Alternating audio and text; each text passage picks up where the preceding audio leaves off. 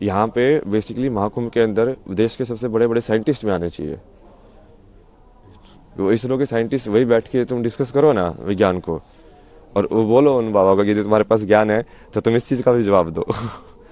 तो वो जब चीज़ें मिलेंगी तभी होगा एक साथ वो, कि वो तभी वो समझ में आएगा कि हाँ ये चीज़ें तो जुड़ी हुई हैं। ले हम भी मिलाएंगे। बोला ना बम्बे जाऊंगा मैं। बम्बे चला गया, आईआईटी कर ली। आईआईटी के बाद में कैंपस के अंदर उसके आते थे वो, ये कंपनियां आती थी जॉब के लिए। तो उसने मुझे कहा कि भाई वो कंपनी वाले आते हैं और कैंपस से ही ले जाते हैं, क्या करूं। तो मैं उसको कहने लगा, मैं कहा भाई ये कंपनी वाले तो बक्कल फोड़ते हैं, 2 लाख का काम करेगा जब 1 लाख रुपए देंगे और पढ़ ले। फिर उसने मास्टर ऑफ डिजाइनिंग करी। उस दौरान फोटोग्राफी का भी उसने काफ़ी चाव था, साथ साथ फोटोग्राफी का भी उसने मामला जोड़ा। वो भी उसकी अच्छी प्रोग्रेस मिली। और उसके बाद में उसने 6 महीना के लगभग दिल्ली एक कंपनी के अंदर सर्विस भी करी। फिर वो जो बेटी थी वो कनाडा थी, वो कनाडा ले गई उसने। 2-2.5 साल तक वहाँ भी उसने सर्विस करी कंपनी में, जो एक अच्छी वो रेपुटेड कंपनी थी उसमें। उसके बाद में कहने लगा भाई मैं तो नौकरी नहीं करूँगा और मैं तो इंडिया आऊँगा। तो मैंने यस कर दी, आ गया। आने के बाद में वो उसने फिर अपना दिल्ली चला गया। दिल्ली 3 महीने तक रहा। गर्मी का मौसम था, गर्मी लग गई।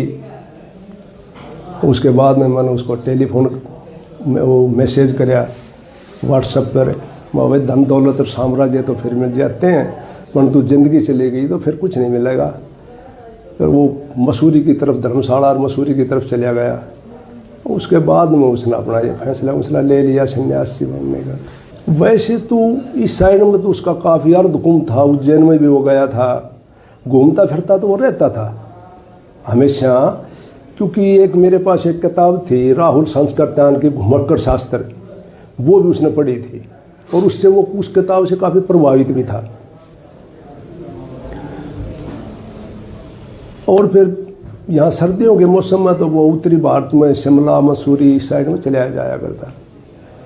और अचानक तो फैसला हमें तो बताया नहीं उसने कि भाई मैं ये फैसला लेने जा रहा हूँ। यानी सोच कह सकते हैं उनकी धार्मिक सोच थी शुरू से ही ना, इस मामले में तो वो ठीक था, उसकी सोच तो बहुत पॉजिटिव थी शुरू से ही। फिलहाल आप संपर्क में हैं? मैं करीब 6 महीने पहले से संपर्क में हूँ, उसके बाद में नहीं है। फिर उसने ब्लॉक कर दिया कॉन्ट्रैक्ट और कुछ ये वो। मैंने कोशिश भी करी, मेरी बेटियाँ भी करी।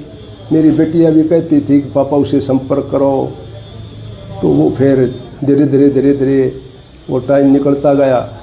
और अब भी मैं कोशिश में था, मुझे इल्म होया था कि हरिद्वार है वो, तो मैं कहा भाई उससे विजिट करते हैं। तो उसके बाद में फिर टाइम से निकल गया।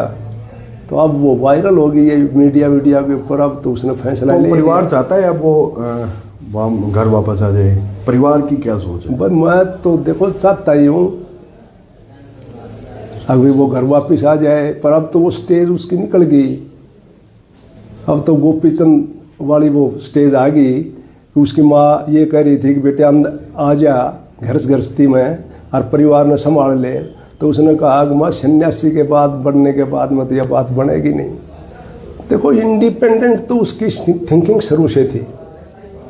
अब भाई अब भी मैंने एक वीडियो देखी थी, उसमें भी उसने ये कह रखा था कि भाई मैं ना गुरु बनाऊंगा ना चेला बनाऊंगा, मैं अपने हिसाब से ज़िंदगी जीऊँगा।